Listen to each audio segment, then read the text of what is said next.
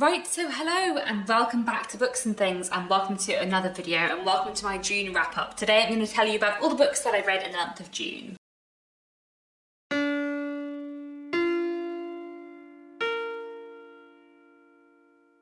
So I read 14 things in the month of June, and I will start off as always with the classics, although this month was pretty heavy on contemporary literature for me. I didn't read very many classics this month, but one classic I did read this month was Martin Chuzzlewit by Charles Dickens. When I say I read it in June, I actually finished it on like the 3rd of July, but we're going to include it in my June wrap-up nonetheless. So this is, I guess, Charles Dickens' 6th novel, and I was reading it as part of the Mega Dickens read-along, which is a 2-year-long read-along of Charles Dickens' novels. We're reading them in publication order. I'll leave links down below if you want to know more or if you want to join in with the Mega Dickens read-along. But June and July's book was Martin Chuzzlewit, so I reread this. I didn't read this physically, I listened to it on audiobook, and it was such a joy. I really love Dickens so much, and it's really nice rereading his books and just remembering with every reread why I love Dickens. Martin Chuzzlewit is a fantastic novel, and I really love it. I'm going to make a whole video talking about it in a lot more depth, but I really did enjoy rereading this one. I think of the 6 of the books we've read for the Mega Dickens read-along so far, Charles Dickens' first 6 novels, I think Barnaby Rudge is still my favourite, but I think Martin Chuzzlewit would be my 2nd favourite after Barnaby Rudge, and I really love it a lot. Martin Chuzzlewit is a story about the Chuzzlewit family, and we follow various members of the Chuzzlewit family, including old Martin Chuzzlewit, who is an old man, and his grandson, a young Martin Chuzzlewit. At the beginning of the book, old Martin Chuzzlewit has decided that he doesn't like any of his family. They're all against him. He doesn't know who to leave his money to, but he's probably not going to leave it to any of them. And we have this sort of big family get-together, but not a very nice one, because basically all of his relatives are discussing old Martin Chuzzlewit and the fact that they would all quite like his money, and are worried that they're not going to get it. Meanwhile, he has disinherited his young grandson Martin, who ends up taking up a position as a kind of apprentice, as a pupil in architecture to another relative of the Chuzzlewit family, Mr. Pecksniff. And everything kind of goes on from there. We end up with a lot of different plot lines, including some criminal undertakings, including a trip to the US, including several love stories and other things going on, and it's just a joy. I really like Martin Chuzzlewit. It's very funny, it's very clever, its sort of primary theme is selfishness. It's sort of a book about selfishness and why selfishness is damaging, and I feel like its theme is done really well, and there's also a character in it called Tom Pinch, who I just have a real soft spot for, who I think is fantastic, and although he is not the hero of the book in that he is not Martin Chuzzlewit, Tom Pinch is definitely like the best character in the book. Like he's the one who sort of emerges as the sort of moral centre of the book. And anyway, I just love Martin Chuzzlewit very much, so very lovely to reread this one. That's such a fun reading experience. Moving from the 19th century to the 1980s, this month I read this. This is Summer Lightning and Other Stories by Olive Senior, and this is a fantastic Jamaican short story collection from the 1980s that I absolutely love. I read this partly because Jamaica is one of the countries on my international classics goal this year, but also because during the month of June there was a readathon called Caribathon taking place, hosted by Peter from Comfy Cozy Up and Karen from Run Right Reads, and I wanted to take part in the Caribathon this year, so Summer Lightning was sort of my pick for that. And I really enjoyed these short stories. These stories were just absolutely fantastic. As always with the short story collection, there were some stories I loved more than others, but there were really some absolutely fantastic stories in here. I think my favourite story was Bright Thursdays, which I thought was just like one of the single best short stories I've ever read. And then I also thought The Boy Who Loved Ice Cream was great, Real Old Time Ting was great. Like there's just so many fantastic stories in here. It looked so interestingly at like Jamaican social structures and class and colorism, and it also looked at sort of family wonderfully. Quite a lot of the stories were about sort of children or teenagers or sort of people on the cusp of a life turning point, and I feel like the sort of coming of age stories in here were so fantastic. I mean, Bright Thursdays is definitely a coming of age story, and I just adored that one. And yeah, I just thought this was a really wonderful collection, really well written, moving and funny, and wonderful, so I highly recommend Summer Lightning. Some really great stories in here. Then I read a few works of historical fiction in June. The first 2 I'm going to talk about I have already reviewed in a separate video where I was talking about books I've been reading for the Walter Scott Prize shortlist. I've been reading along with the Walter Scott Prize for historical fiction for the last few months. It's now finished, the winner has been announced, but I read 2 books in June June that were books on that shortlist. And one of them was Act of Oblivion by Robert Harris, which was a wonderful, fantastic historical fiction novel. So this book is set in the 1660s, both in England and in America, and we're following three people on sort of different sides of a political and social division. So this book is set after the English Civil War, after the death of Cromwell, after the restoration of the monarchy following that, and after the restoration of the monarchy, the people who had decided to execute King Charles I were branded regicides, and they were themselves in danger of execution. So in this book we're following two regicides who have fled from England to America in order to avoid being executed for supporting the execution of the king, and then we're following another man in England who is looking for them in order to execute them. And we're basically following these three people in a sort of chase through England and America, and this book is just fantastic. Like, it's so nuanced and complicated, and the way that Robert Harris looks at this period in history and all of these people who believe very different things and so firmly believe they're right, it's just fantastically drawn. The characterization is so good, but it's also so dramatic and tense, and I just thought it was a really wonderful book. I spoke about it a lot more in my Walter Scott review, so I'll leave that down below, but I thought this was really fantastic and I'd highly recommend it. And then the other book I read from the Walter Scott Prize shortlist was The Sun Walks Down by Fiona McFarlane, which was also great. This book is set in 1880s Australia, and it's set over just a few days following the disappearance of a young boy. At the beginning of the book, a 6-year-old boy called Denny walks away from his house, gets lost and can't find his way home, and then we follow all of the characters who are affected by his disappearance: his parents, his many sisters, the police officers who are looking for him, and everyone else in the community who is kind of affected by his disappearance. And it's basically a kind of examination of Australia at this point in time, and Denny's disappearance is kind of used to explore sort of political, social, cultural, economic divisions. And I just thought it was really well done. The writing is very precise in a way that I really liked. I really enjoyed how it was set over a short space of time, and again, a bit like the Robert Harris book, the sort of layered, nuanced characterization and themes that Fiona McFarlane is exploring were just done so well. So I highly recommend The Sun Walks Down as well. Overall, the Walter Scott Prize shortlist was really fantastic this year, so I'll link down below my videos about the Walter Scott shortlist. Then the other work of historical fiction I read in June was this is The Dance Tree by Karen Millward Hargrave, which I really liked.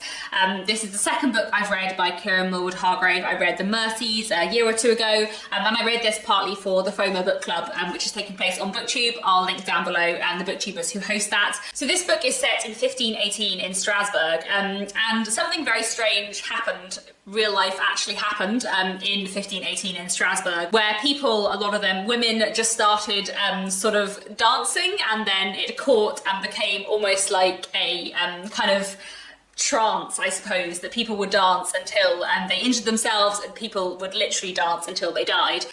This is a thing that actually happened in history, and the dance tree is set just outside Strasbourg while this is happening, but we're following a woman called Lisbeth who lives with her husband and her mother-in-law. Her sister-in-law is about to come back home after spending many years away doing penance for some sin that Lisbeth doesn't know about, and Lisbeth's life is about to change. Meanwhile, Strasbourg is struggling. Everyone is hungry and poor. Lisbeth is coming towards the end of a pregnancy. She has had many pregnancies before, and none of her children have survived. So there's this kind of trauma and pressure on her as well, and everything kind of goes on from there. This book was so great. I thought it was really wonderfully written, really powerful, so well done. The characterization and the complexities of it, and the sort of way Karen Millward Hargrave manages to capture a historical setting while not overlaying you with historical detail. I thought it was done really well. One thing I really liked is that in between Lisbeth's story we get these little vignettes of these women who are part of the dancing plague, and I thought those worked really well as well. So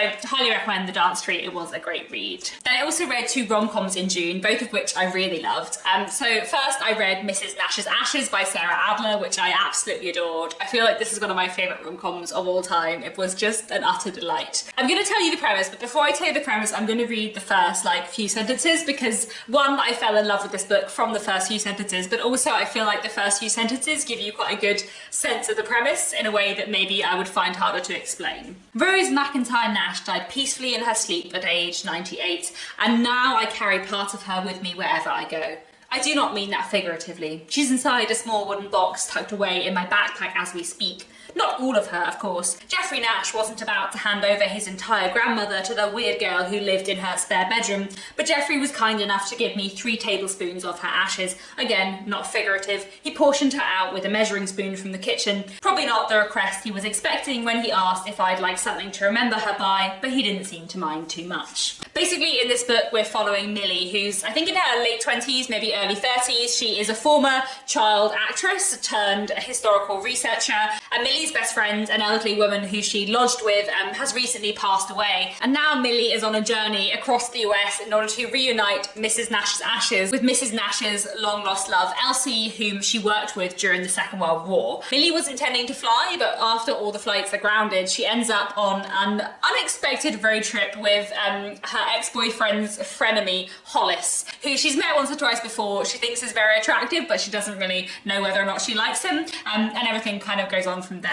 And it's just an utter delight. I feel like this is one of the funniest rom-coms I've ever read, with one of the most engaging protagonists of any rom-com I've ever read. And I really, really love the sort of dual narrative. We're mostly focusing on Millie, but we get flashbacks to Rose, Mrs. Nashs, and Elsie back in the Second World War.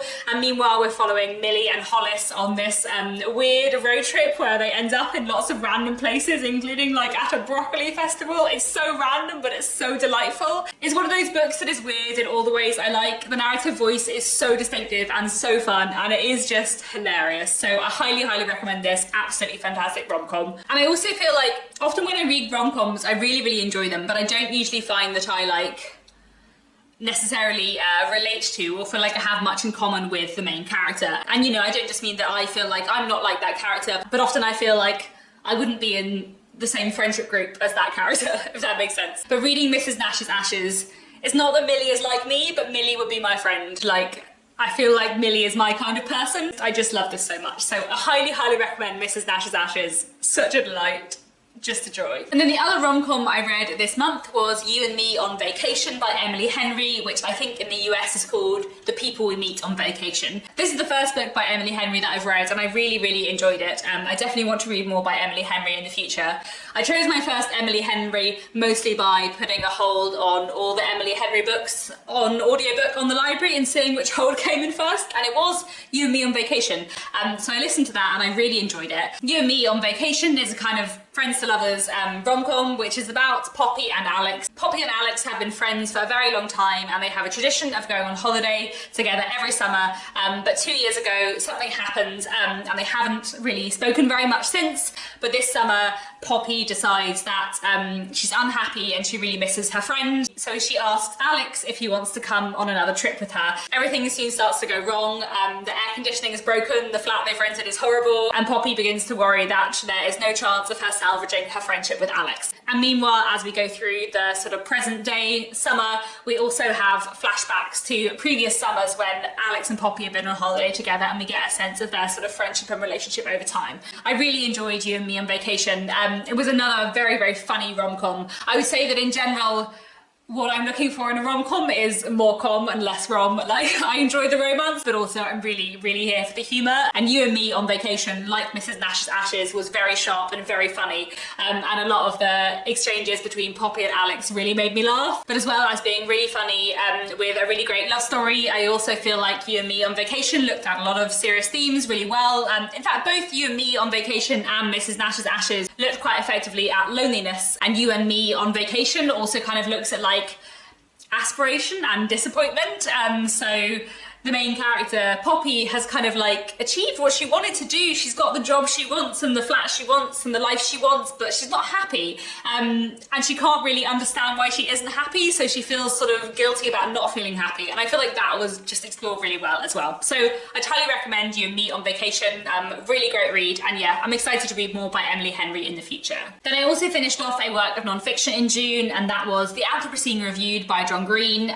This is a work of non-fiction that I've been listening to on audiobook over the last few months, and the subtitle is Essays on a Human-Centered Planet. The author, John Green, is a novelist and also a YouTuber from Vlogbrothers. I'll leave links down below. But the Anthropocene Reviewed is basically a series of essays or reviews on like aspects of life. So he has essays on things like plagues, the QWERTY keyboard, random places he has been, or like things that he has experienced in his life. And they're all sort of quite random, but together they sort of almost make up a memoir, I suppose, because he's talking both about kind of like humanity in general, but also talking about his own life. It's a kind of hard book to explain because it is a bit weird, but I thought it really, really worked. Like, I really loved it. I found it really powerful and moving, and I feel like everything John Green had to say was just really interesting. I mean, he's just a fantastic writer, and he wrote quite a lot of it sort of during lockdowns, during the pandemic, and so he writes quite a lot about pandemics and plagues and loneliness, and I feel like I found that stuff really powerful. So I'd really recommend the Anthropocene Reviewed. I thought it was a really fantastic read. And I have 6 more things to talk about, but they're all quite short and they all kind of go together, because I've recently got a new real life book club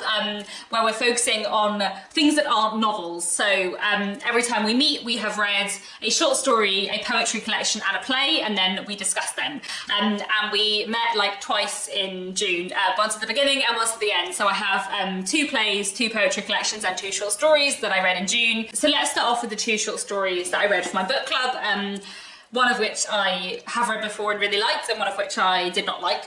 So let's start off with the one I didn't like, which was The Suffering Channel by David Foster Wallace from his short story collection Oblivion. This is the first thing I've read by David Foster Wallace, and I don't feel terribly inclined to read much more. It was really, really weird. It's about a journalist who is writing a story about a weird, somewhat gross phenomena, but this is in sort of 2001, and the journalist works in one of the Twin Towers, so the story is kind of about 9/11, but I didn't really think it worked.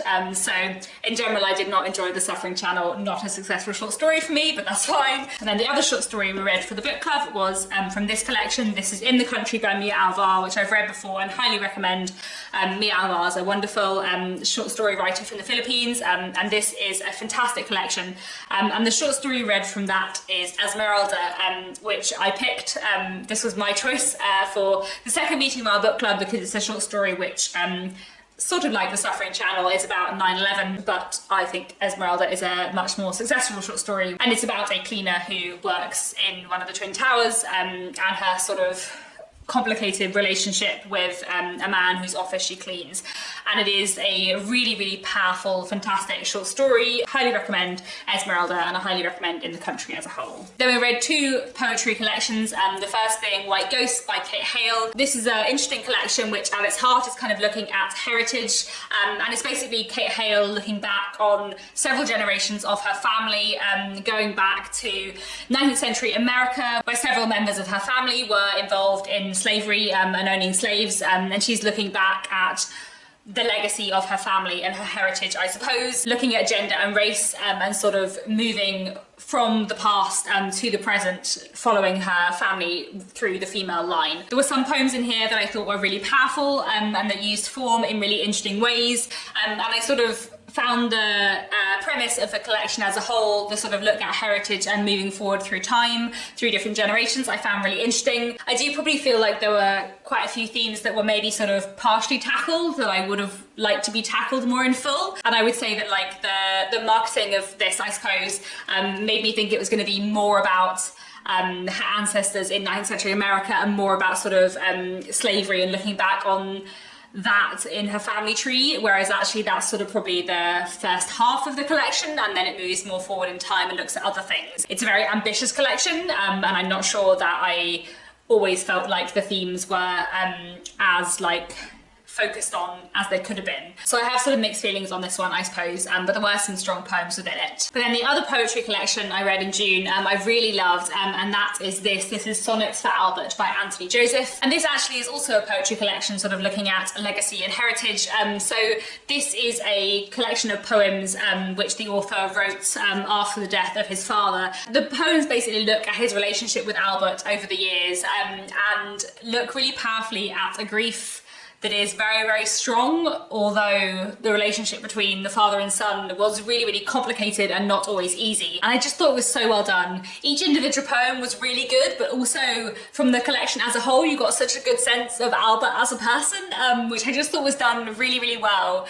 So I really, really love this. It's a really great collection as well. It's also got sort of photographs throughout, which I thought were used to good effect, and I loved it very much. I'll link down below a video of Anthony Joseph reading Jogi Road, which is one of my favourite poems. Oh, and I meant to say to you that this was sort of another pick for Caribathon as well. The author grew up in Trinidad and Tobago.